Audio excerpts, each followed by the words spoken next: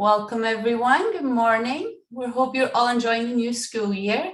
We are happy to welcome you back to the museum for our Fossil Finds program. So we're so glad to have you with us this morning for an up-close look at some of our favorite fossil finds discovered right here in the middle of Los Angeles. My name is Agnes and I work with the education team at Brea Tar Pits. Today we'll have the opportunity to chat with one of our excavators, Laura, who will be joining us from Project 23. I'm joined off screen by my colleagues, Rachel, Jessica, and Julia, who will be helping to organize your questions. Thanks so much, team. Before we get started, I want to share a little bit about what we are going to do with you today. So we're going to be together for about 25 to 30 minutes, and then we'll discuss one of our favorite fossil finds. And then after Laura is done sharing, we will answer some of your questions about the fossil. So this time, Laura will take us into Project 23 in Hancock Park to talk about Ice Age and modern weasels. There, she'll share this fossil find and help explain how we can learn about animals living in Ice Age Los Angeles just from their bones. Now, this might be a different format of Zoom than some of our students joining today are used to. You won't see any of your classmates, your teacher, or any of the other people watching this program today, and we cannot see or hear you. You'll only be able to see and hear us. Since we can't actually see one another, I do want to take a moment to make a shout out to students joining us from all of today's schools. Welcome everyone, and thank you for joining us. Since we can't see any of you and you can only see us right now, we're going to use the chat function to ask questions. During the presentation, you can click on the chat box, type in your question, and Laura will answer as many as possible during our Q&A session towards the end of the program.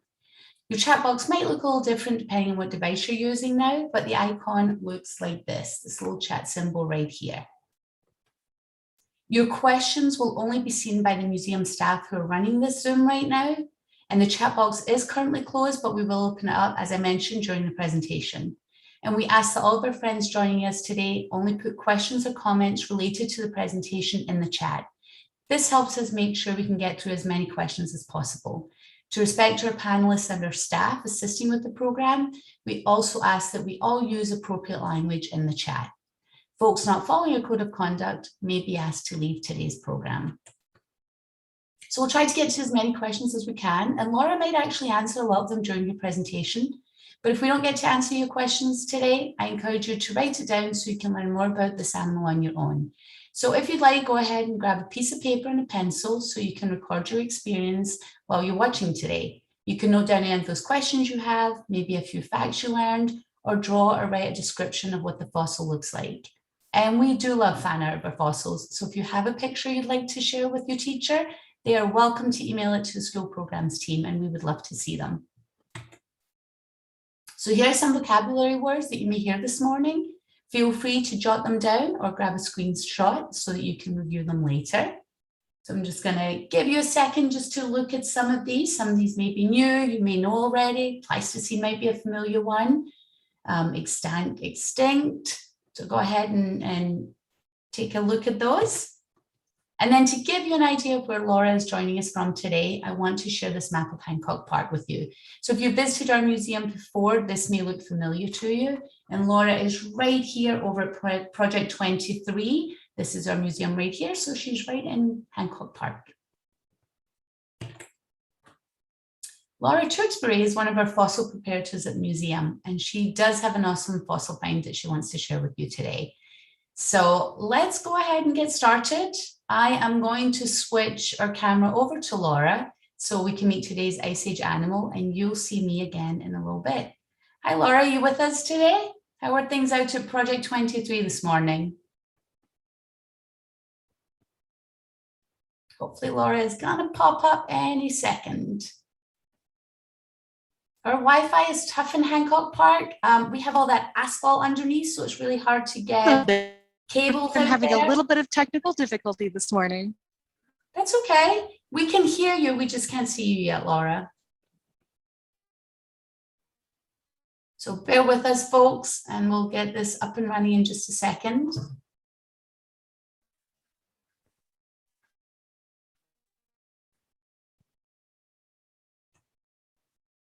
It was working earlier. We did this rehearsal right before everybody joined us today, and it was perfect. But of course, when you go live, that's when things happen, right?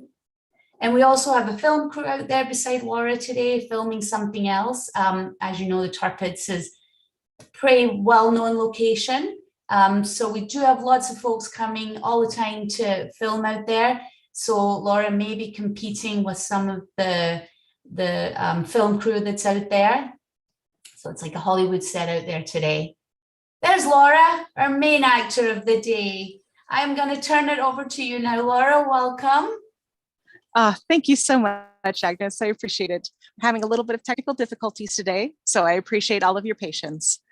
And so right now I'm out at Project 23. So as Agnes mentioned, we're out in the middle of the park. So connection with the internet can be a little unsettling sometimes, but I'm out where we're actually finding the fossils. So behind me here are actually some of the matrix cans that we might get into a little bit later, where a lot of that material for the fossils has been washed. But today specifically, we're talking about our weasels. And so just to clarify, when we're talking about Ice Age weasels, we're not talking about this one over here, who is a character in a movie that was filmed partially at our museum. We're also not talking about Buck, this weasel from the Ice Age movies. We're talking about the actual living weasel who is still extant or still around, not extinct, all gone. It's the same type of weasel that we're still finding in our neighborhood here in Los Angeles, and that has been around since at least the Ice Age. And I believe on our next slide, we have a nice good shot of that weasel as well. And specifically, the weasel we're talking about today is the long-tailed weasel. I'm going to give you a guess, and you can just say it to yourself, because we all know that it's called a long-tailed weasel because it has a long tail. But specifically, it's most easily identifiable from other weasels by that tail. So even if you just see a flash of blur of weasel in the distance, which is usually the way that you'd see those weasels, that long tail that's at least half the size of the whole length of the rest of their body is one of those features that if you look at it, you know that we're talking about the specific type of weasel that we find most commonly here at the Tar Pits. And if you can see a little bit of the patterning around the face, I believe on our next slide, we have something with a little bit of a close-up on that. That's also from a juvenile. So, I just like sharing it because it's a cute little baby. And but if you see this white patterning on these weasels, that also means it's more likely that you're in the Los Angeles area here in Southern California. A lot of the California long-tailed weasels specifically have that patterning, but they're still the same species of long-tailed weasels otherwise. They just have that California flu they have going on. And then in this next slide, we have a picture of one of the fossil weasels. And I was having trouble holding up to the camera well enough, so I caught a good picture of it. This is one of the weasel skulls from box 13 of Project 23, just a couple feet that away. And this one is the whole skull. I'm holding in my hand. I've put a marker on where the eye socket would be in the skull and on some of those teeth. but this is actually a very exceptionally well-preserved weasel skull. Normally we find them in bits and pieces that we have to then reconstruct in our laboratory inside the museum. So we were very excited to find this that just came out in this beautiful, beautiful piece with my coworker, Sean. So I thought that this is an exceptionally beautiful one. But this still has a lot of that matrix on it. This one here has that matrix removed. So all of those silts and sands and clay and asphalt, all of that dirt that was stuck to it. On this one, you can see it's gone through that cleaning process and has all of that matrix removed. And so this is just a chunk of a dentary or a lower jaw from a long-tailed weasel. And you can see that is just one single tooth about here in the jaw. And you can see that even though it's very, very small, it's still very, very sturdy because their mouth is one of their most important parts of their body. They have to use it to do most things in their life because the rest of their body is very, very long and slender, as we've seen. And a lot of that is because one of the preferred things that they like to eat are rodents. So they need to be able to get into all the little spaces that a smaller rodent can get to. So their skull is actually the widest spot of their body. And anything that they can fit their head into, they can fit the rest of their body into as well. And on this next slide, we have a couple of those that you can see it's actually carrying its prey in its jaws. So again, they have to not only have those very strong jaws, but also very strong neck muscles to help carry it. And on the next picture, we also have another photo of it carrying, and you can see that they can carry even very large prey because they're very, very well adapted to doing just that, at going after those, especially rodents, though sometimes they'll go after other things, but really it's one of those things where weasels eat whatever they want to and whatever they can catch. So sometimes you'll see them eating insects or bird eggs or birds themselves or rabbits, which are much larger than they are. But most commonly, you'll see them eating smaller rodents like gophers and voles and mice and that sort of thing. And on the next slide, I wanted to also show that not only are they doing that heavy lifting, but they're doing very, very delicate lifting as well. So in this picture, we actually see a mother weasel carrying her kit or her baby. She'll usually have a litter of them at one time, and periodically she'll have to move them from one house to another. And especially when they're this young, like they are in this picture, their eyes aren't even open. They have very little fur, and they can't really do much of anything for themselves yet because they're still too young. So what she'll do is use that jaw that's so good at carrying big, heavy things and still be able to very delicately carry her babies without hurting them from one place to another. And on this next one, we can also see that they'll continue doing that all the way up until their babies are teenagers. And I like to imagine that this particular baby weasel is like, Mom, I'm big enough to walk by myself. You don't need to carry me. Because I feel like I definitely did that to my mother when I was like, no, I can walk on my own. But so even if you see them sometimes in the wild, and if you didn't know what you're looking at, you might be like, oh, is that weasel eating another weasel? No. In this instance, it's a mom carrying her teenager around. And on this next slide, we have, this is a picture of an exhibit that we had on display for a while inside of our museum. This one specifically focused on a particular weasel from box 5B of Project 23. So this one, we had many different pieces that all belong to the same weasel without any repeats. That's one of the reasons we can tell that it's all from the same weasel. This one was nicknamed Pepe, and we have about at least 11 going off of repeat bones, weasels from out of Project 23. They're more common for the smaller carnivores, but still relatively rare. But it was exciting for us to have this particular one because when we have an individual, we can actually track where it was in three-dimensional space and learn more about that particular individual. But at the same time, all of those 10 others that I mentioned, you know, just because we don't know all of the fossils that go with each other on that particular individual doesn't mean that we can't still use it to have a better understanding of the weasels here at our site. And actually on this next slide, I wanted to do a shout out to some of my friends who are here as part of, so one of my coworkers, Dr. Myrene Belisi, a couple summers ago had a internship program where she took students and they focused on mesocarnivores, or some of those small to medium-sized carnivores that we find here at La Brea. And they looked into bobcats and coyotes and weasels and skunks and gray foxes and badgers. And they kind of got to do a deeper dive into these animals that historically haven't been studied as much as the direwolves and the saber-toothed cats, those bigger carnivores that we're so famous for. But understanding these smaller fossils in many ways can give us more information about this specific place. And especially if we're able to look at those fossils through time, we can actually use these fossils to help us analyze how these animals are responding to fluctuations in climate change across tens of thousands of years, and how they're responding between these fossil populations. And again, all of these species are animals that are still in the Los Angeles area today. So we can also understand how they change through the past, but also how they change from the past to the present. So each of them picked a different species, and my buddy Jake in the lower left here was focusing most on weasels. But I just wanted to do a shout out to this whole program, because again, as we move forward, I like to remind people that even though we've been doing research here for over 100 years, there's still more things to find. And that's another thing that's exciting about seeing some of the younger people getting to come in and do this research. Because again, it kind of reminds me that like we're starting the generation of the future continuing this research. So a shout out to them, but we can move back on to the weasel specifically on our next slide. And so this one again is what that long-tailed weasel look like across most of North America. You'll find these weasels all the way up into Canada, where this photo was taken, all the way down through the United States and Mexico and Central America, and even the northern end of South America sometimes. These do very, very well. And most often you'll see this pattern where they have that very, very light kind of pale yellow belly and that kind of softer brown body. And not all of them have that white patterning on their face that we saw in the California weasels earlier.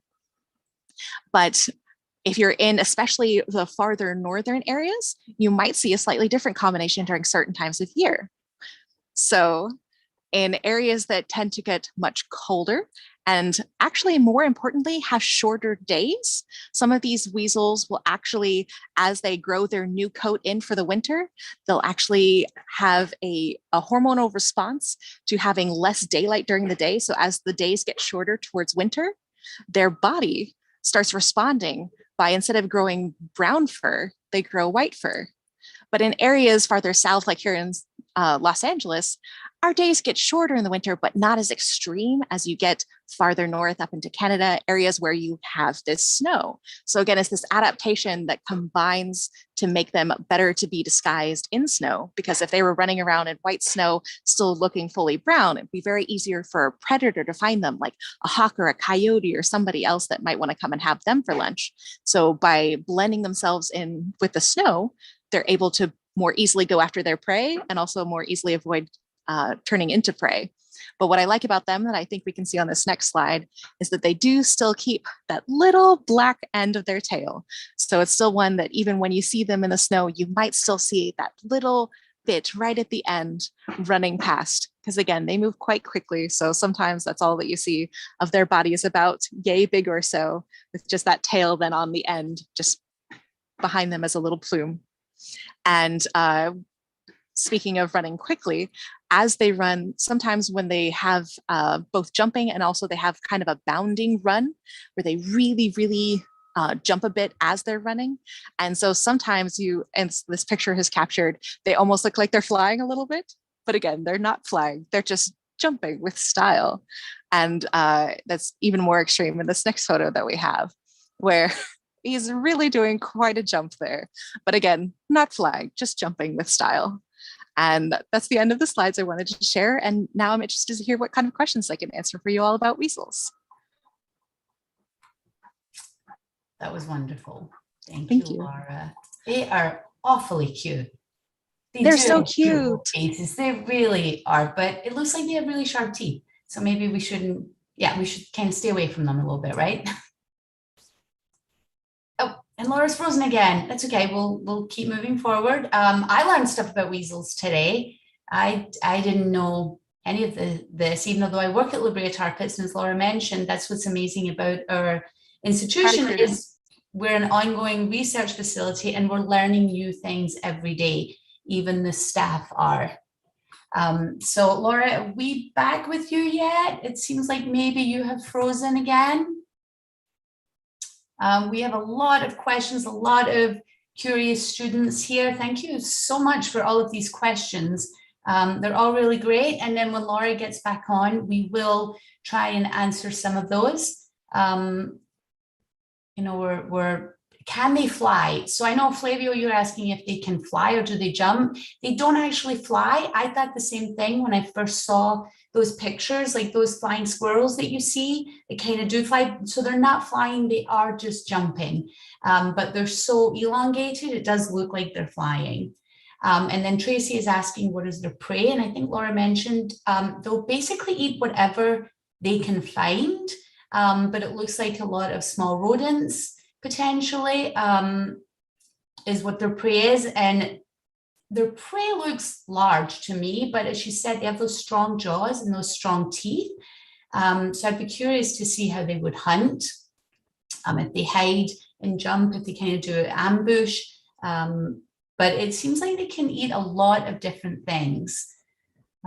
Some of these questions I do not know the answer to because I'm learning about this stuff as well.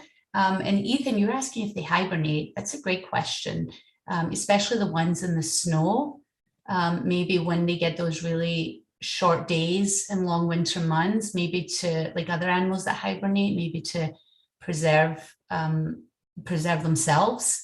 And if there's not a lot of food out there, maybe they do, but we can certainly ask Laura those questions. Hey, Agnes. I was wondering if you could share a little bit about how Laura is finding these fossils out at Project 23. Could you explain a little bit more about that excavation process? Oh, I think Laura is joining us. Thank you so much for your patience, everybody. Yeah, I was losing some of my cellular reception over there, so I came over to a different area of the compound that has better connection. Thank you all for your patience. Of course. Laura, did you hear any of the questions that I'd answered a couple of things, but obviously you're the expert, so I would love you to answer some of these questions. Do they hibernate, actually? Ethan was asking if they hibernate. To my understanding, I don't believe they do. I think they stay pretty active. Most of them have to eat about a third to about half of their own body weight in food every day. So a lot of them will still stay pretty active. And especially the long-tailed weasels, you'll see active during the day and at night sometimes. It just kind of depends on when they're hungry. Wonderful. A lot of students, Grace, Irene, Niti, Crystal, can you have weasels for pets? They would like to know. There are definitely some related species like ferrets that some people have for pets. It's definitely one of those where you have to check the laws in your particular area to know if it's allowed. And also I will mention that they're very, very high maintenance. They're very, very smart animals that need a lot of work and attention. So they don't make the best pets. I know that some people have them, but I personally wouldn't recommend them. They're a little bit too much work to keep them happy and healthy mentally and physically. Great. And then that kind of goes as to what is their lifespan? If they're a little high maintenance like that, do they live a long time? Sarah's curious. That is one that, of course, is off the top of my head right now, but a goodly amount of time, at least about 20 years or so off the top of my head. I know that the females will start having babies only after about 3 or 4 years sometimes, whereas sometimes the males won't start having babies until they're like 13 or 14. Off the top of my head are the numbers that I'm seeing, but of course my notes are left in my other location, I'm sorry. But hey, the cool thing about being a scientist is you're allowed to admit it when you don't know something. Absolutely, of course you are, absolutely. And Nathan has a few questions here. When were weasels first found, or when did people find the first fossilized weasels? And when were weasels around? So in the Pleistocene or during like the dinosaur time? Do you know that? Weasels' ancestors are a little bit later than the dinosaur extinction. So their ancestors go back to about 65 million years ago or so. They're more distant ancestors. But the weasels, as we know them here, have stayed and looked pretty similar for the last tens of thousands of years ago. And do you see them in Hancock Park? Are they city dwellers or are they more out in rural areas? they kind of surprise people and kind of show up all over the place. I haven't yet seen one here, but that doesn't mean there isn't one here. Again, they're very, very good at being very sneaky and hiding. They're more common in rural areas. When I was growing up, I saw them more often. I used to volunteer at a stables with horses that had a lot of mice that would go after the horse feed. And so there were a lot of weasels that would go after the mice. And we loved having the weasels around because you can't design a better mousetrap. I'm sure. I bet. And Frank would like to know, what do they use as shelter? Shelters, they have different ones depending on their different types of weasels, but ours tend to like piles of boulders. Sometimes they'll go into a burrow of a different animal like a chipmunk, or sometimes they'll just make, a pile of sticks and branches and that sort of thing and kind of den in there. But again, they're very versatile, which is one of the reasons why sometimes people will find them living in wood piles in their backyard and that sort of thing. So they can live all over the place. Interesting. So are they territorial then? It sounds like they can kind of go all over, but if they have a shelter, are they territorial and can they get aggressive around their own home? They tend to get a little bit territorial just due to the amount of food in an area. So one of the only times that you'll see a group of weasels, it's usually when it's a mom and her babies. And they'll be hanging out for most of the year and then going off on their own once they're ready to, usually in the late fall. Actually, in a couple months or so now is when they'll finally be going off on their own to find their own territories. But a lot of that is food-based. So if food is very plentiful, their territories will be a bit smaller and that sort of thing. But they tend to be most aggressive when they're scared, just like anybody else. That makes sense. Yeah. And then do you know, Asher's curious about what state are weasels most common in? Or what area of the world maybe? Again, that's one of the cool things about them is that they do pretty well. Again, even just this one species of weasel that we're talking about here, that long-tailed weasel, we find here in North America all the way from Canada to the top of South America.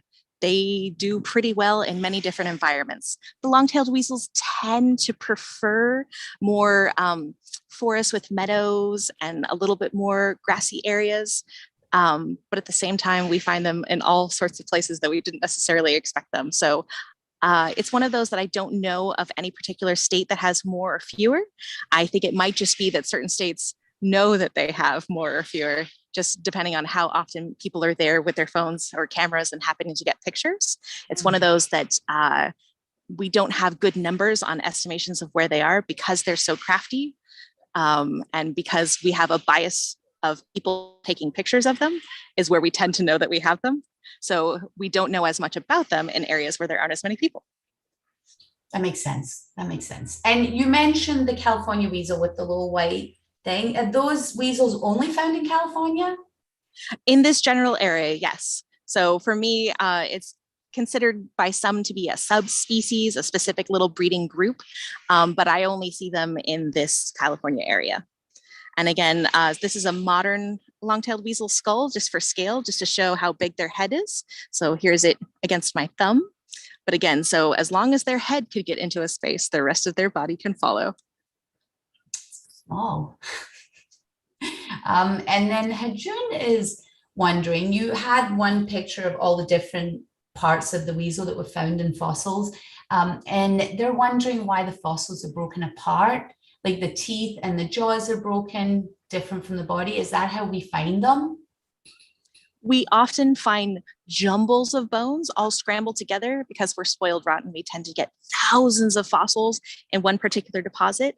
And then we have to come back afterwards after everything's been cleaned in our laboratory and then try to find things that go with each other at that point. Usually, we can usually only track an individual in a space if it's something that's very rare or maybe very young, or something that has an injury or disease on the bones that we can track across that space. But usually we have to wait all the way until it gets added to our collections, which is kind of like our library of fossils. And that's when we can come back and say, okay, we had 3 left dentaries or lower jaws in this particular area so that we know we had at least 3 of them. But teeth especially tend to be found separate because without all of the soft tissues, all the flesh that normally helps hold your teeth into your jaw, they tend to fall out.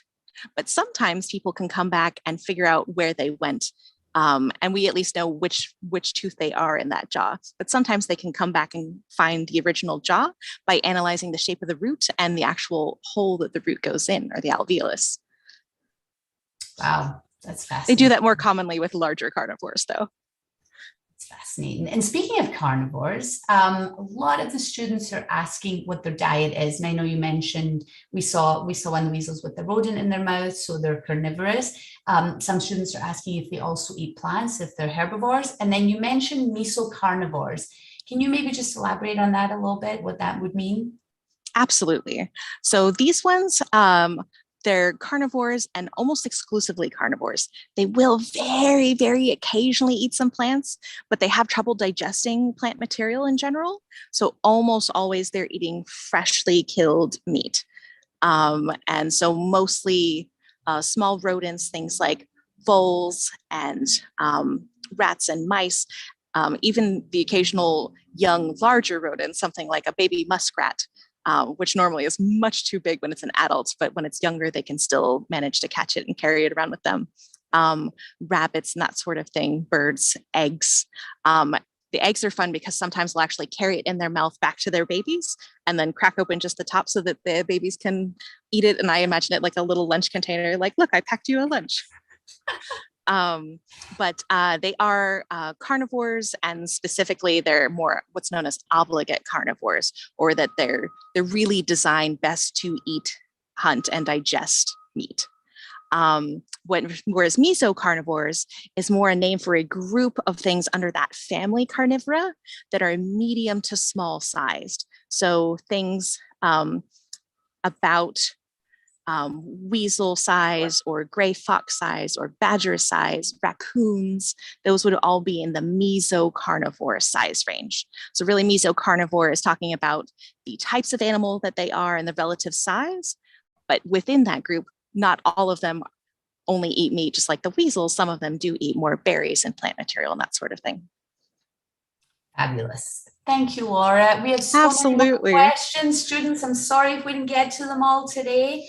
Hopefully you can do some research on your own. Laura, this was fascinating. I have one super last question. Do you like weasels? I love weasels so much. They're actually my favorite of our meat eaters that we have all here. So it's one of those where I found a little tooth from one recently, and a guest at the fence came over because I was like squeaking in excitement, and they were like, "What did you find?" And I was like, "It's a weasel tooth, and it's just the cutest little thing you've ever seen." I love that.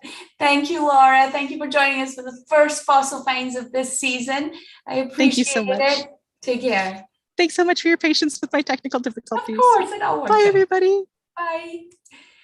Okay, I am going to close out today. I'm going to share my screen again. So thank you to everyone for joining us this morning. Thank you for your patience with our technical difficulties. We apologize for that, but we learned so much about weasels from the Ice Age. So if you want to see more from our fossil preparators, please give them a follow on Instagram at Brea Tar Pits. And we also have all these videos from these presentations and more on our YouTube channel for you to watch later. So you can catch this recording and others at youtube.com/Brea Tar Pits. So we hope to see you again for next month's Fossil Finds. Thanks, everybody. Have a great day.